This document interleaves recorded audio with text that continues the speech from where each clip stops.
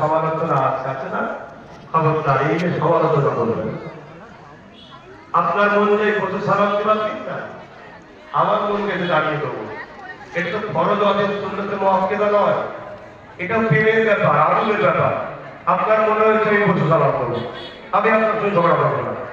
আমি দাঁড়িয়ে সালাম দিচ্ছি, আপনার উচিত হবে না ঝগড়া করা করবো না। আমি আপনাকে হাত ধরে তুলবো না, আপনি আমাকে হাত ধরে বসাবেন না, তাহলে তো সমস্যা মিটে গেল। না কোরআন হাদিসে কোরআন হাদিসে কোরআন, আরে কোরআন হাদিস আপনি কোরআন হাদিস বুঝেন, আমরা বুঝি না কেন? আল্লাহ কোরআনে বলেছে সাল্লিমু তাসলিমা, সালাম দিবার সময় বলেছে দিবার মতো করে দাও, উত্তম পদ্ধতিতে আদবের সাথে সালাম দাও। জোরে বলো সুবহানাল্লাহ। আল্লাহ কোরআনে বলেছে আদবের সাথে দিবার কথা, আদবের দিকে উত্তম কোনটা? তাই দিচ্ছি হাদিস পাকে নেই বাবুল আদব কিতাবুল কিয়াম, সাহাবা হুজুররা নবীকে দাঁড়িয়ে দাঁড়িয়ে সালাম দিতেন। জোরে বলো।